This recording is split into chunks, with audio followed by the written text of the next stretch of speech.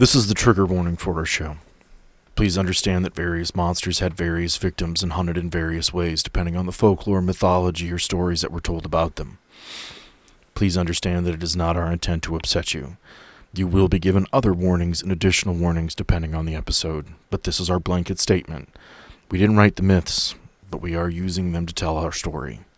Also, this is the content warning for our show. There will be cursing. There will be some interesting ideas. We will take it in where we can, but be warned, there was beer involved.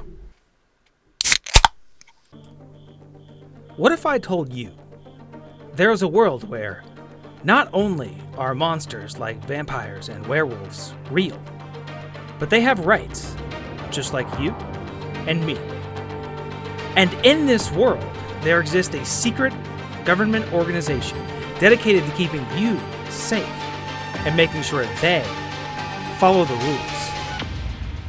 Welcome to Anarium, a Monster of the Week podcast. Hey everyone, and welcome back to Anarium. It's me, Cameron, your favorite neighborhood podcaster guy. Back with a little recap of the last episode. So, in the last episode, we got to kind of find out maybe what happened a little bit with Orpheus in the middle of that Halloween episode and why he disappeared. He was kind of pulled away by a nefarious man in a peacoat. And learn a little bit more about his backstory and why things are the way they are for him. And then we also checked in on Bernard, who is, as we recall, in a bit of a prison cell right now, awaiting his trial. And he's kind of resigned. He understands that he probably needs to be punished in some capacity, but obviously he would hope that the punishment isn't death. And Orpheus delivered his message to Mama Teresa, and that's kind of where we left off. So let's go ahead and jump back in and see what these hooligans get into this time. Hi, welcome to Anarium. My name's Sam, and I am your monster daddy, because that is what has been decided. This Anarium is a world of my creation, made with friends and family over the course of numerous years, and it's been given life by Michael Sands' Monster of the Week. Great RPG, it's an easy starter. You guys have heard it here, it's pretty fun. In front of me, I have 4 gentlemen, 3 of which you know, and 1 which you don't know yet. Hi. But we're going to start with the folks you know. Far away Rob, who's no longer close. Rob, how are you? How's Colorado? I am well. Colorado is cold and beautiful. It is everything you would expect. Sorry if my volume levels are a little off right now. We'll get that corrected in the show, ladies and gents. Life is good. I'm Rob. I play Orpheus. I am back to being far away, Rob. I think the last couple sessions I've been a part of, I have been not so far away, Rob. And that makes me sad. But here we are. Cheers. And I just want the boys in this room to know that you'll be seeing some butthole tonight. Oh, I wish he was joking. He's not just saying that. When we do get merch, if and when, I guess I should say, and this isn't butthole related. Thank you so much. I was so concerned. I was very God. Concerned. I was like, we are not putting his butthole on a t-shirt. No. I like the idea of like somehow like us in a basement, like really like crude cartoon drawing, and then like far away Rob, but like connecting. That's not bad. I like that. Like just far away Rob. Like just You guys could be on the back of the shirt. Just Rob a could shirt be on that the says front. Rob's Chocolate Starfish Treats. Yeah, I was about to say, you know what? Like Valentine's is around the corner, and to show love to you guys, I'm getting Anarian themed butt plugs for everybody here. Oh wait, you know what it could be? It could be on the front, like what I said, and on the back, like all in the same room. Like far away Rob, not so far away Rob. Taylor, my beautiful Nordic friend, how are you? I'm doing well. Hello, everybody, all the agents. I am Taylor. I play Marcellus Corvinson, 1100-year-old vampire warlock from Denmark. If you are new to the show, he's been around for a very long time. Was around when Anarium started. Very, very by the book guy, but at the same time, don't piss him off. Man's got some secrets as well. Yep. We've got very close to me Cameron, which I'm okay with. The beautiful face, good hair tonight. I like it. Yeah. I took a shower. I was like, oh, I'm washing. Getting clean for your boys. I get it. I get it. How you doing? Who are you? Right. Who do you play? So I play Bernard, and first off, if you're new, Jailbird. if you're new to the show, this is not a good place to start. You should really go back to episode 1. Like, I love you guys for jumping in, and I appreciate it. Every episode is probably someone's first, but really, you should go back to episode 1, or you're going to be super confused. Yeah, you're going to be lost. I play Bernard, who is rotting away in a prison jail cell. I guess I don't know what we call it necessarily. In the hive that is Anarium. Okay, and our final, our guest, you probably won't hear a lot from him tonight, but he will be in the upcoming episodes, and as some of you may have guessed, we record numerous episodes at a time, is actually my older brother, Steve. Hello. Who are you, and who are you playing? I play either Abraham Van Helsing or Radu Tepish, if you prefer. Nasty. He's the expert, around 586 years old. Not quite as old as Marcellus, but Been around a spell. he's been around. There are some other things to him, but we'll get into that later. Yep. Yeah, we just didn't feel like having him sit here like without a microphone. You sit in the corner. I'm You be simply quiet. a conscientious observer There we go. this evening. It is. It's like, hey, you can come, but you got to sit in the corner for the first hour to prove your worth. No, not at all. So you might chime in. He is a watcher. A long-time listener, first-time player. I have listened to every episode and have been very impatiently awaiting this. So Yeah, and it was funny. Like we were talking about the show earlier, and there were a couple times where we thought something happened, and you had to point out. I was like, "Yeah, this guy actually knows what we're doing more than we do." So. Like we do family stuff every Tuesday, and he'd walk in and be like, "No, you guys were wrong. Taylor was right. This is how that works." And I was like, "Oh, I all right, all I've right." done that a couple times. I don't know why we ever question Taylor. He's the only player that keeps notes. It's fair. It's fair. I mean, it's just like Got a word, Doc. he's got a word dog. All it says is my balls itch, and what am I gonna do now? But To be fair to the rest of you, I listen to it on Tuesdays while I'm at work, so it's fresh in my mind, not in you guys's. there so. you go. I will say that's what a lot of the ways. Like I intentionally do my characters that way because I know that I'm not good at taking notes. So I build characters that I don't think would remember stuff. I want Steve to talk to Sam like he's calling into Stephen King every time. Like, hey, Steve, long time listener, first time call. Every time. Long time, first time. All right. So when we left off, we know that Bernard is in a jail cell after the events of the Dreamlands. We've been kind of leading up to, and tonight you get to hear the trial of sorts. It's more of a hearing. It's not quite a trial. So we're going to jump into that, and I hope you guys have fun.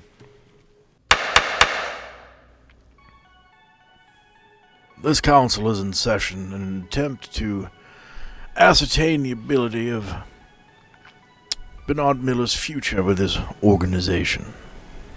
We will be looking to see if he has earned his right to stay or if we will need to deal with him in a different fashion. We will have testimony from various agents, including Emily Gorganis and Agent Alan Boyd. Apparently there was an issue in a recent mission that took place in the Dreamlands. First up on our docket, we have Deputy Director Emily Gorganis. Would you please speak to us on behalf of the accused? But no, I kind of want to look at it, like gives her like a little fist bump, like yeah. Yeah, we got this. Agent Bernard Miller has come much further than any agent that I have in my current disposal. I will be honest, when I initially hired Agent Bernard, I didn't expect much from him. I expected him to be a trigger puller, to go out into the fields and kill things. That's all I ever asked of him. It's all I ever expected to need from him. But he has proven himself over the last few missions to be much more thoughtful and, at times, a thinking individual who is capable of great compassion. His dealing with the ghouls showed us that he wasn't one to just run in and kill things. He actually investigated. He was the lead investigator on that investigation. Understanding the situation that he was in, I feel as though, at worst, we should be doing probation. Probation with mandatory therapeutic intervention. He should be seeing a therapist. We shouldn't be kicking this man out because he made a mistake, clearly under the duress of seeing a deceased wife and not knowing if it was really her or not. Ultimately, my belief is that Bernard Miller is a good agent, and he's good at what he does. He should be here. Yes, should he be suspended? Agreed. But what Agent Boyd is asking for is beyond what is deserved. He is a good agent. He's proven that. And I don't think there's anything more than I need to say to that point. In that situation, would you do any different? Thank you. I appreciate the council's time. She steps down. She goes back out into the audience. Everyone is kind of surprised because they have a very combative relationship, and they really weren't certain what she was going to say. Like, as far as like in the audience, right. I know Troy would be kind of like, "Wow, that really could have won. He's an idiot, and get rid of him." Wow, all right, cool. No, like I like him as a guy, but as an agent, kind of that mentality. Like Bernard has very much of a reputation of he's more of a hunter than an agent, but. Everyone, it resonates. It's not something that's completely... You could do that to the microphone, and everyone would love it. It's fine. He's opening a pop, just so he's opening a pop. Ideas. You were talking. I was trying to be polite. Reminds me of what we used to go to the movie theaters and sneak stuff in. Never get the twist cast, man. Never get twist cast. Yeah, and I think even during that, like Bernard, at times, there's times where she said something kind of nice, or then times where she was just honest, and he's like, yeah, and then sometimes oh, he's a little this or that. He kind of goes like, no, she's not wrong. Like making a few faces, like she's got a point. Agent Boyd, as I understand it, you have some strong feelings about this ordeal. If you would be kind enough to enlighten us with your opinion, your professional opinion, it would be greatly appreciated. Agent Boyd comes up. He's in a very nice suit. He's well put together, as per normal for Boyd. He is generally always put together. He stands up in front of the mic, and he is clearly annoyed. Like, he even looks at Bernard and gives him the "you piece of shit" look. He's not being professional about this. Clearly, he's taking this much more personally than he probably should be. I don't understand what the point of this is. Bernard Miller went into that mission understanding that it could be dangerous. As an agent, he should have known that in that situation, killing his wife's doppelganger on a stage in a room full of innocents would have ended poorly. As far as I am concerned, he is the murderer of the 7 people who lost their lives. The 4 attacked by the 5 vampires themselves, the 2 who died due to crushing deaths, and the 1 that bled out on that gymnasium floor, because the locals decided shooting into a crowd was a good idea. Bernard Miller proved that he is incapable of doing this job and does not deserve the rank of agent. In fact, I would go so far as to say that I continue to petition that he be taken to the killing fields. It is the only place for him. We can finally get something out of him worthwhile in the information he can gather as he works his way back up. My opinion is that Bernard Miller is good riddance to bad rubbish, and I hope this council agrees. Alan Boyd takes a moment, takes a deep breath. He's hot under the collar. I have a question out of character. Okay, what you got?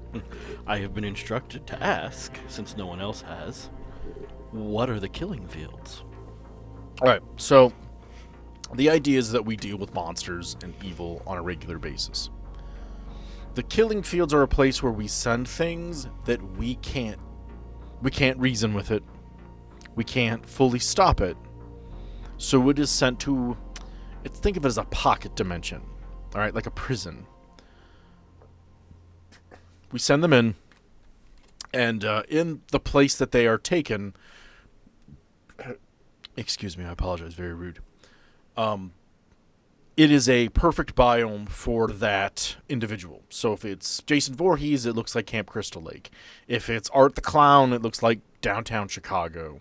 If it's some monster, it is a hunting grounds that they would like, that if they're not too bright, they might even think they're still out in the world. Yeah.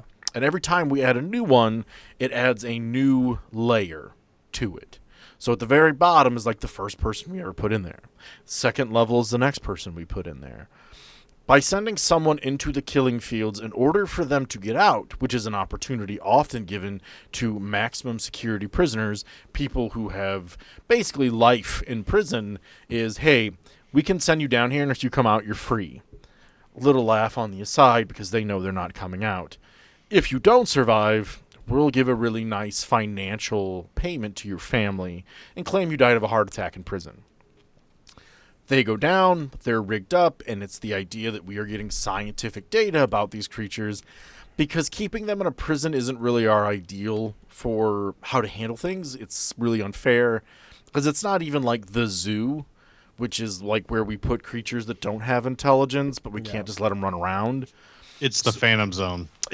I based it off of Dead by Daylight's design. Yeah. Where you get put in and people occasionally get pulled in there. I didn't go quite all the way with that, but I do need to give credit that I watched a mythology video about Dead by Daylight because everything horror is interesting to me, even if I don't play the game. And I was like, that's a really interesting idea, and that's a great place to put things that like we normally couldn't deal with. It kind of gives me like Cabin in the Woods vibes too. Yes. Except they had their own biome. Except for they actually have a place where like Jason's chilling on a lake. Yeah. And they're not like in a cell. It's not a 12 by 12 with one poster on the wall, hiding a hole for escape. My friend. Shawshank. Andy Dufresne. Thank you. Much appreciated. I don't know if anybody played it, but the game Jericho from years ago, where they had the Pixis, the box. That's kind of what I thought of when he described it to me, where every time they opened it and people went in, it added another layer that kind of took on the area they were from. Like when the World War II people went in to open it, it added the World War II battleground, I think there was. It was like Ancient Rome, World War II, and there was a few others, which I had also recently watched a video about Jericho. I watched somebody else describe it and why it was actually a great game, even if it was buggy. It had a really great story. And Clive Barker is kind of amazing in general. So I admittedly that idea is taken from Dead by Daylight and Jericho. So like nobody pointing at me and be like, thief. It's 2023. I don't think there are any truly original ideas at this point. Everybody's adopting from something. And I'll admit that, but I think it's important that for sure. Anybody who's ever ran a game knows that like you're constantly stealing something else's story. You can put your own twist on it. But I just ran my first arc and it was you can't count the number of like all pretty derivative things that. And as a GM, there's nothing greater than that moment when Taylor, because he's the one who always gets it first, his eyes light up and he's like, "This is Children of the Corn." There you go. That's what, and then like he's so proud, and like it always kind of a relief because it's like I just need someone to know that like no, that I didn't make this up. It's like, this is Children of the Corn. That's what this is. I'll say one more thing, but I was shocked it took as long as it did for you guys to pick out Ashley Williams, knowing me. My first thought was Hellboy. Okay. You said the fake hand. My first thought was Hellboy, and I'm like, no, that doesn't quite work. Mm-hmm. And then like when we started talking with the ghosts, I was I know this. Okay, no, I got it. It was the metal arm that was throwing me off. Yeah, because I was thinking Hellboy, where it was like a big stone. I went to Callisto Protocol, and I went. I didn't want it to be. Yeah, I didn't want it to be like fully derivative. Like she just has a stump and a chainsaw arm. Like you did good. You cooler did good than that. And there's as a GM, it's great when that realization dawns, and then as a player, when you finally connect the puzzle pieces, that like, oh, you son of a bitch, that's Ashley Williams. Yeah. It's really fun, and I'm used to that because I DM D&D and I do this.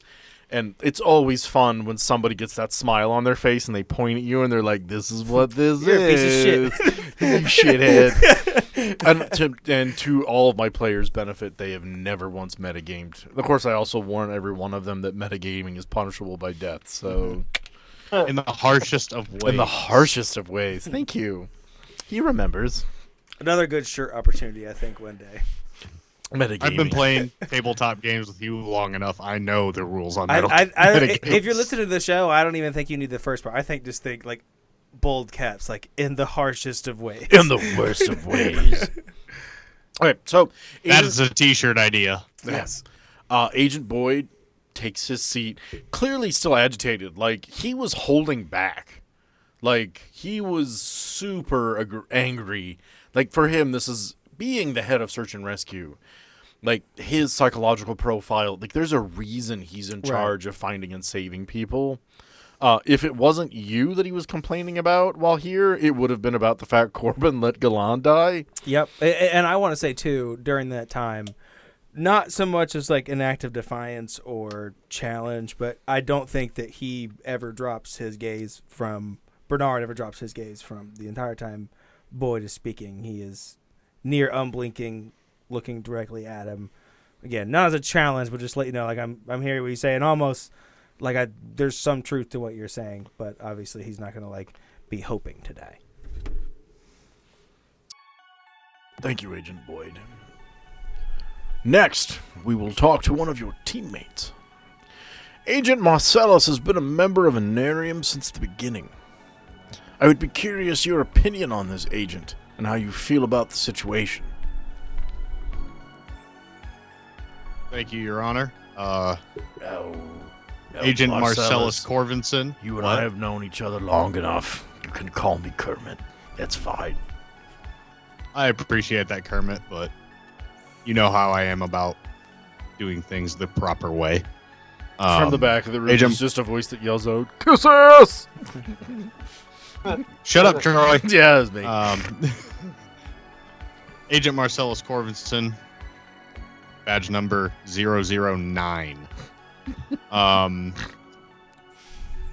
I've been working with Bernard for quite some time now, and I feel like out of everyone in the group, I probably have known him the best.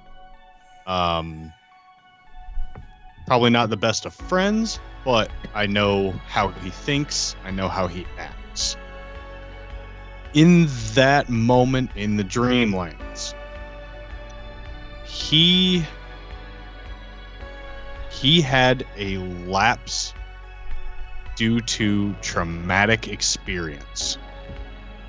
I do not see him doing that ever. He's always thinking and having a good time, having fun. But when he sees his wife that died many years ago standing in front of him, touching him, holding him, hugging him, a switch flipped in him. And then when he realized, and let me preface that, he realized that multiple people in that room were not the actual people. Nobody brought this to his attention. He deduced this on his own.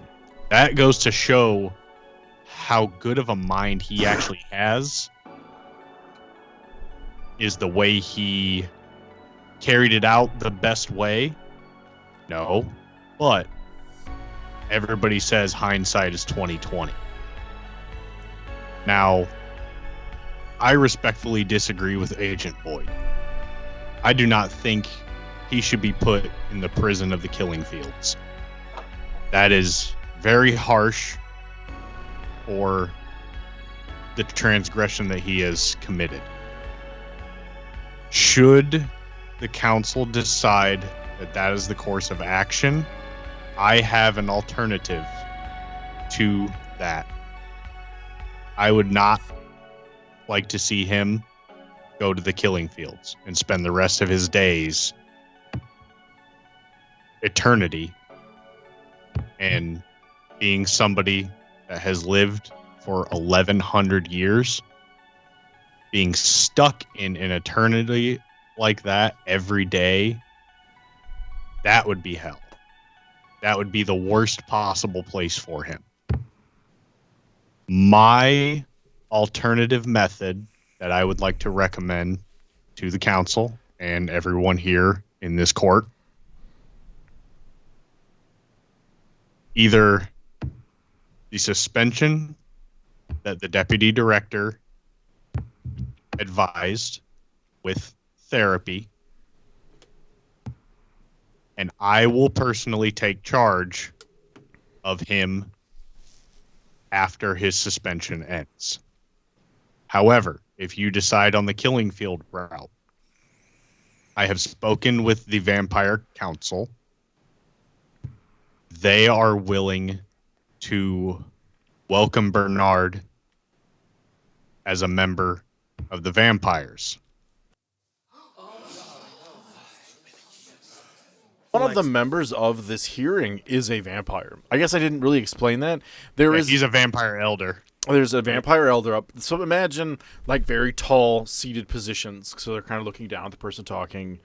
One of them is a vampire. One of them is a human.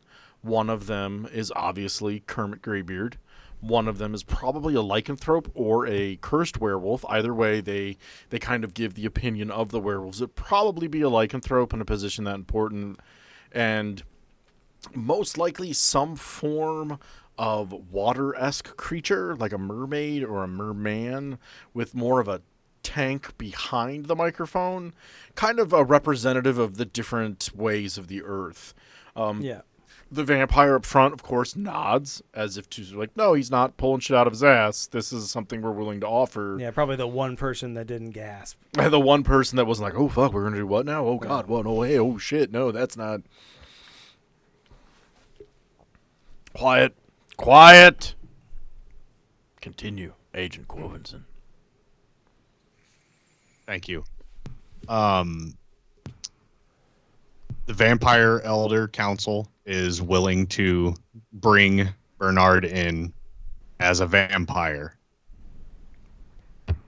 That way, he can still serve usefully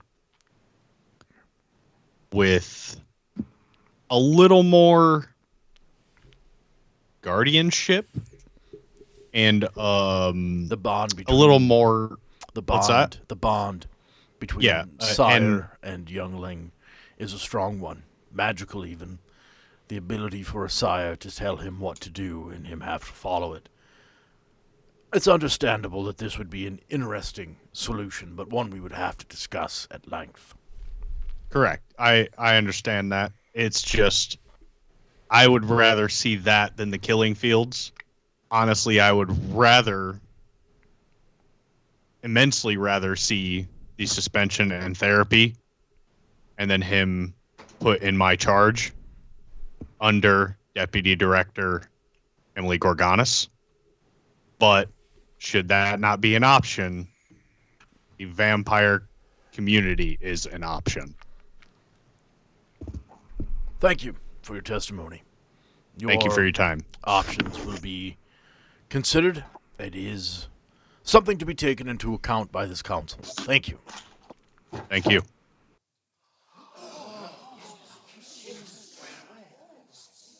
Next on the docket, we have Agent Orpheus. As I understand it, you are a recent addition to the Anarium family, and I hope you have found your time here pleasant, if not educational. We are glad to have you. What is your opinion of this situation? Being of an outside mind, your perspective may show us something that we are not seeing. Obviously, you would walk forward. Now, would you have a glamour on to be the diminutive Frenchman, or would you be you?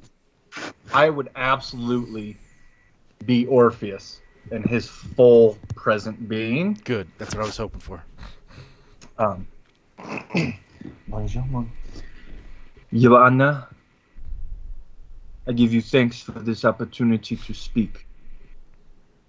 I may be amongst the newest members here, and I may not be as old as some of the others who have spoken today. But, Your Honor, I have seen much. I know much. And my life is not without experience. There is no one here who will dispute what Bernard did. There is no one here who will dispute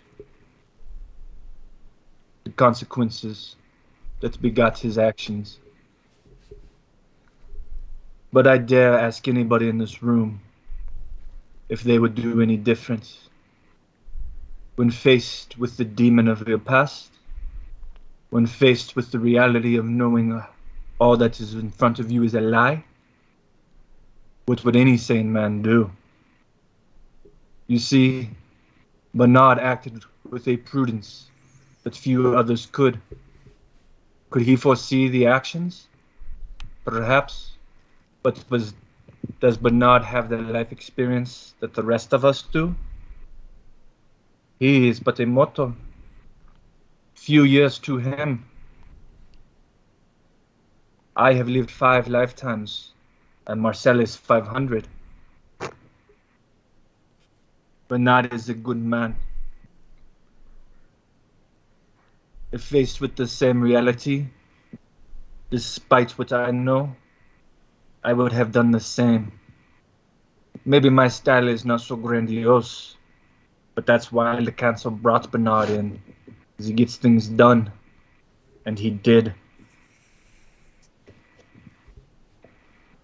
If we do not allow the other creatures to be themselves, do we not allow them to live? This creature, this man, this Bernard, he must be himself, and he was. And to punish him for being anything other than he is a blemish on anybody who should pass such judgment. I have nothing more I can say, Your Honor, but Bernard does not deserve any more punishment than he has given himself. I'll see myself off the stand if you have nothing for me. We appreciate your insights, and we're thankful to have them. I think with that testimony, I think Bernard, you can see some moisture forming From the background, cry baby. Yeah, chin up. But I think he appreciated that. Oh, it's horrible. It's raining today. It's not raining. Oh no, it's raining. But yeah, I think that was excellent. I think you both raised excellent things that I didn't even think of. Well, they hit all the topics I was hoping they would. You got to trust your players, man. Yeah, they did awesome. I knew they would. Well, I think that was part of it too. Is I didn't try to think of what are they going to say. So that was part of why, when you said certain things, I was like, oh, I didn't think about that. I desperately wanted one of them to be like, he's a shithead. You should probably just kill him now. yeah. They didn't, which I love. And you guys did a great job, and it's much appreciated. We have a short docket of individuals who have wished to speak on the accused's behalf.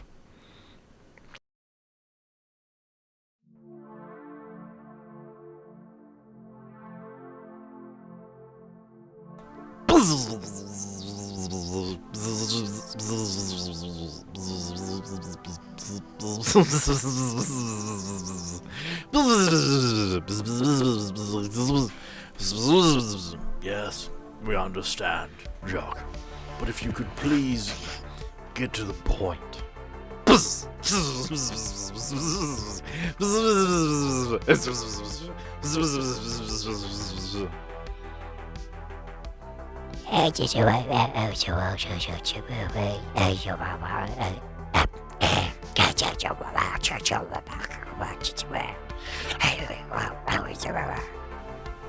That is something we had not considered.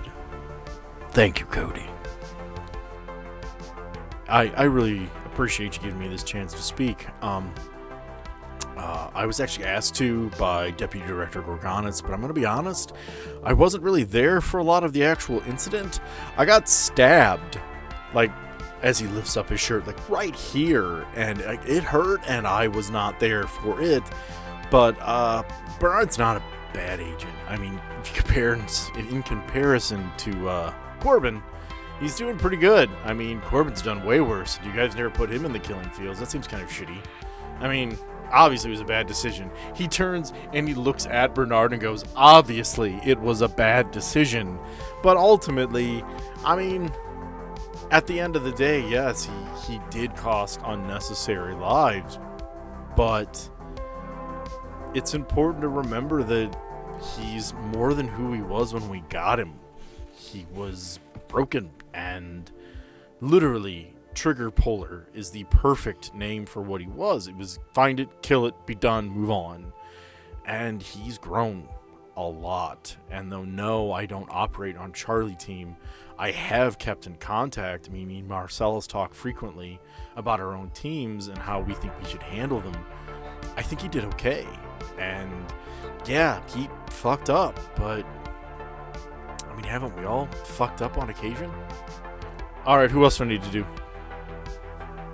Okay, it needs to be said.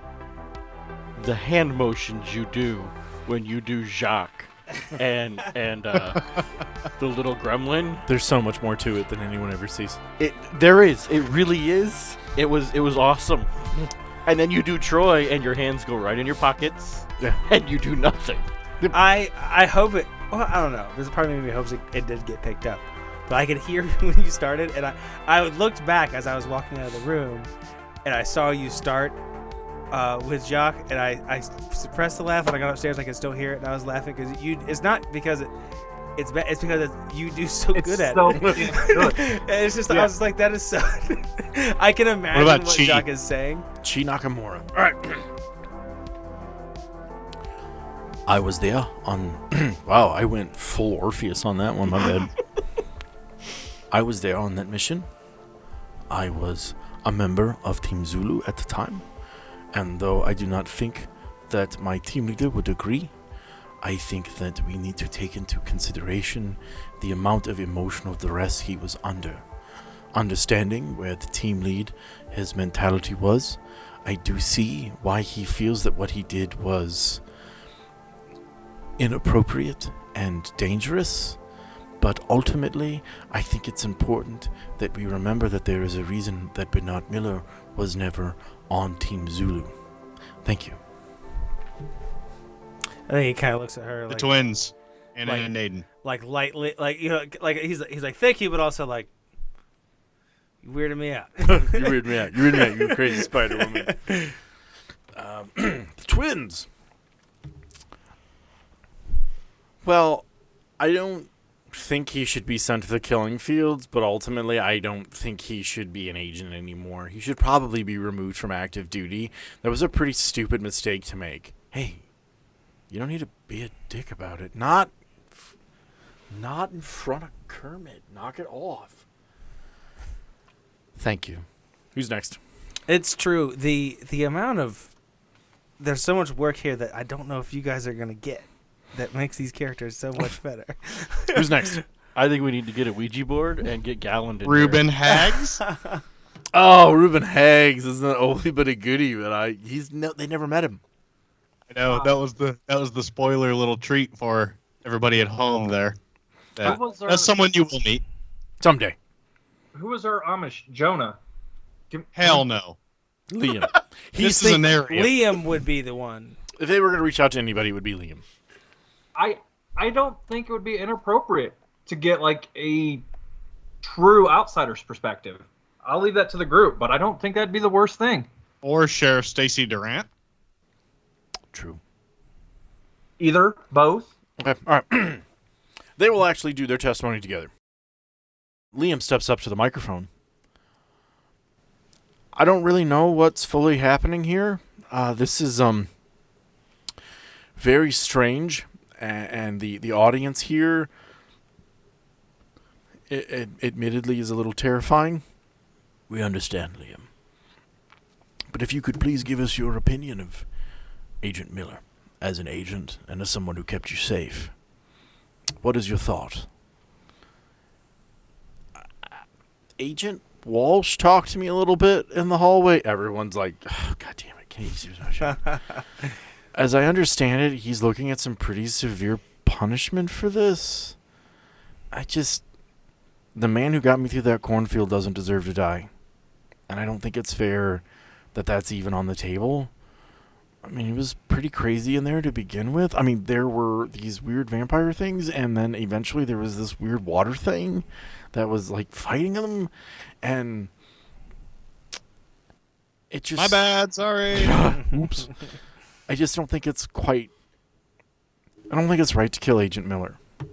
And I guess that's where I stand. Sheriff Durant steps up. I understand procedure. I understand how this is done. As I understand it, he acted outside of traditional protocol, but with the understanding that that woman was his wife.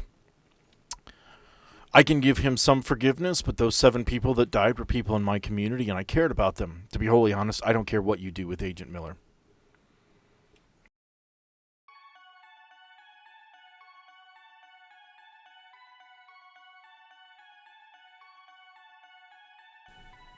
I think that having all these people have a discussion about Agent Miller's goodness as a person is completely overshadowing the fact that 7 people lost their lives because of him. My belief is that in this situation, Agent Miller should be persecuted in the full force of the law. 7 people lost their lives, and we can't forget about that. Those people had names and families. Those people, some of them, had children. We shouldn't be forgiving him for making this mistake. Any person with proper training, which Bernard Miller would have gone through, would ultimately have to understand that murdering someone on stage in front of a crowd full of people would cause mass chaos and death. And how many of your patients have taken their own life, Doctor? Orpheus, you have had your turn at the mic. You have spoken. Do not interrupt others or I will ask you to leave. Have I made myself clear? I'm sorry, Your Honor. I have no more to say. My abilities to rehabilitate people has nothing to do with this. And mind you, some of the things my agents have seen have been bad enough that yes, I have had a few people who have taken their own lives after the fact. That being brought up is nothing in why would that even be brought up? This is unprofessional, and I feel as though that should be stricken from the record. Moving on, Agent Miller is also an alcoholic. He carries drink with him at all times and has an unhealthy fixation on peanut butter.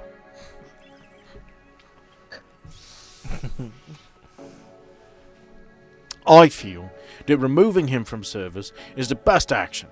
Killing Fields is your decision. I don't think he should be placed on active duty. No. Agent Miller, though it has been brought to my attention that it may not be the best of options, I am asking for you to speak on your own behalf. I would be curious to know how you feel about the situation, seeing how others have seen it. It seems to be a bit of a different opinion from everyone. They can all agree the decision was poor, but I would like to know what your thoughts on this are now, having had some time to think about it. I think he would stand, and like I said earlier, throughout most of this, he's been pretty rock solid. Quiet. And not giving too much away, but also public speaking. I guess it's a little ironic considering why we're here. You'd rather be in the coffin than giving the eulogy. Yeah, public speaking is not really something he does, especially sober, which he would be. As we mentioned, the toilet hooch was not going well. Poor Jock can't figure out how to make mead without you. Yeah, couldn't get it going. I think he's just kind of, I assume he's shackled in some way.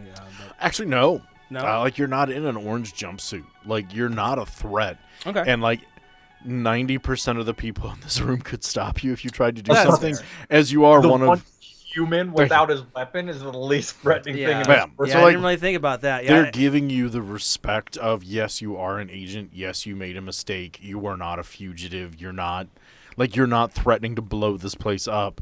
They would give you the dignity of being you at this hearing. Well, with that being said, then I guess to fulfill the picture, I think he's also wearing like a suit, but it probably doesn't fit like the best. It's a little big. Yeah. Like grandpa's suit. It's in good. Yeah, it's in good condition, but yeah. It's See, in not- my mind, It's clearly been tied for 20, 30 years. Yeah. it's the suit you wore on that last Sunday you took your family to church because it's the first time you felt it was important enough to wear it again. That's fine. I'm totally fine with that. I like that actually. So I think he's gonna stand and just kind of make those nervous gestures, touching the beard and hair, and to say, and again, kind of abashedly, like kind of looking at the ground a little bit. All of a sudden, nervous. What I won't do is, while I appreciate all of the kind things that were said about me, I won't make myself out to be the victim here. I think, like what he just said, I think I should be held accountable for the lives that were lost. I do know the protocols. And at the time, I did know that I broke them. If you would like to know what my thoughts were, while I will not ask for your forgiveness or for you to forget what I did, if you would like to understand why I did it. Yes, Agent Miller, that is why you were asked to speak. We are very curious into your mindset at the time and your reflections on your actions. I thought that, I don't know, it sounds stupid now. I have been alive for a very long time, Agent Miller. You would be surprised how often men said things after the words, "This sounds stupid," that I found that they were the most honest. Please continue. I guess I thought if I figured it out, if I showed everyone what was really happening, I could have saved the day. I could have been the hero. I could have stopped what I actually set in motion, and I didn't think past what I did. Or I guess I didn't account for the redneck mob and all the other things. What I have found to be most frequent, but the true definition of hero is someone who gets other people killed. Sometimes when we do what we think is best, the outcome is not so great as what one might expect. I wish I read more. I feel like that would have hit home a little harder for me. Anyways, thank you for letting me speak, Mr. Frog. That's all I have to say. There's a murmur amongst the court as you do that, amongst the gathering, where it's like, oh my god, he just made fun of the fact that his name's Kermit. To his credit, Kermit in front of the audience cracks you the greatest old man smile and just goes, "We appreciate your candor, Agent Miller. We will now have a brief recess to have a discussion amongst us to figure out what your destiny will be." So this is a moment where you guys can talk to one another, like you're all in the room together. You can have a conversation. If you want to, it's brief, but you have an opportunity here to interact with each other. Is there anything that you would want to say? I meant to be a little more serious there, but again, if we talk about It's Agent Bernard. Yeah, you build a character that's based off of you, and with the nervous, funny stuff, we probably know as Bernard, that's Cameron. when I get in a situation where I don't know what to say, I'm like, think of something funny. Think of something funny. You need to get out of there, man. Get out! Get out! Oh, Bernard, I have not been to a court proceeding in many a century. So this is probably so fast for you. I know court proceedings back then, people used to talk for like days. But I do not know what to expect, but know that you have my support, and I will carry on your legacy. You know that I do too care for the bourbon myself, Bernard. Hey, if you die, I'll keep doing what you were doing. It's cool. I love it. And do not take for granted that Mama Teresa, she did not say it in so many words, but she loves you too, Bernard. I think he's like, I think we all knew that. That is not what I said. That is not what I said.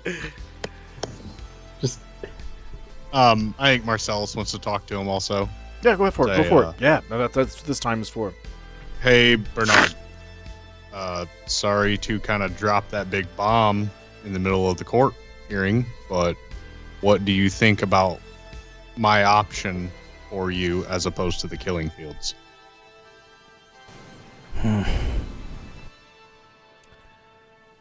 Well, I gotta tell you, I definitely like it more than the killing fields.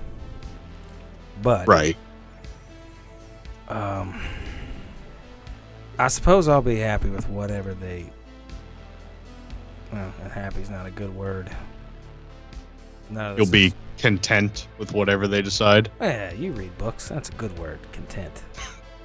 I've yeah. seen you read more books than anybody in this whole agency. Yeah, he kind of like touches his head. He likes he does play his intelligence down a little bit. He's not stupid. He's but yeah, He likes to be underestimated. I think so. I think he's gonna say those kind of probably the most like affectionate thing that's ever happened between the two of you. I think he'll just kind of put a hand on your shoulder, just kind of say, if it comes to that, I'm okay with it. All right. And again, I know that's not a big sappy moment, but I think that's the most he can really muster. Especially between the two of them. They're not going to have a big bro hug. And, you know, like, yeah, brother. Like, it's just not really their thing. Yeah. So I think that moment in my mind, that was about as big a hug and a kiss on the cheek. Right. Troy would walk up to you, shake your hand, lean into where your ear's at as he does it, and goes, "Seriously, dipshit, worst possible choice." And he walks away. But what you find is that in your hand you have a piece of paper, and on it is written the words "Killing Fields equals wait for my sign," and that's it. fuck. Okay. Can Steven just play some random child in the stand, just like, "Hey, mister, I hope you fucking die." Do you like peanut butter as much as I do? I love me a PB&J. Screw the J. I just like the PB. Honestly, I think my son is in the crowd. That's my son all day. I put jelly on his peanut butter sandwich the other day. He was like, "I don't like that. Only on Fridays." Only on Friday. No Park, What does it no even J. mean? You don't even know what day of the week today is. He It is doesn't. Friday. We don't eat bread. We don't eat jelly. It's just the peanut butter. God damn it. That's good. Good Hey, man. kid, watch your Good language. child. Fuck you, dog man. I like this kid. Who the hell brought this? See, now you're gonna have to play a whole new character. Yeah. You don't get to play Van Helsing. You got to play this. Does anybody kid. else smell wet dog? Was that not talking about it? Ever fucking again? All right. So time has passed. Probably a good half hour, 45 minutes. I mean, like they legitimately were That's a having good deliberation. I mean, yeah, like there was some decision that needed to be made here, considering it's only, 5 people making the choices. Yeah. So the council comes back in, and they take their seats. Kermit, up in the front, sits down, and he takes his seat. He knocks that gavel a couple times to bring order to the session, which everybody does rather quickly. Bernard Miller, I feel it is important that all angles be taken into account, and this council has come to the decision that you will no longer be an agent of Venarium. You will be relieved of your position and duty. You will turn in your badge. However, we will allow you to keep your mind. You will keep the memories of your time here. The person that you have become is a good enough person that we feel he's better in the world.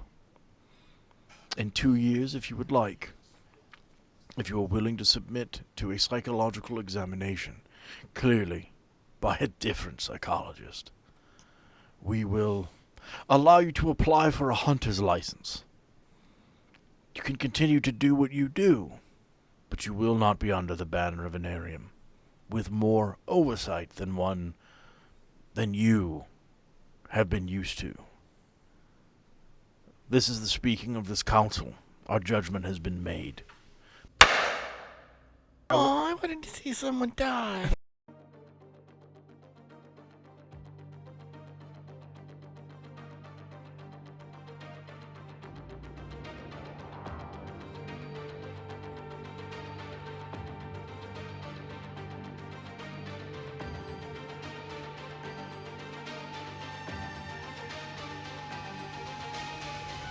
All right, everyone. Thank you so much for tuning into the latest episode of Anarium. I hope you guys all had a good time. I know we did. I know this was a little bit of a different episode. Not a lot of dice rolling, not a lot of that kind of thing. This was more, just dialogue, but necessary, I think, to the plot and what we're trying to accomplish right now. So I hope you enjoyed it.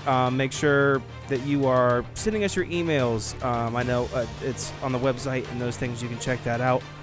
Let us know what you want to hear, what you're liking, what you're not liking, what you'd like to hear a little more of, all of those things. And we have been getting some feedback, and we really appreciate it. So thank you so much, all those that have reached out.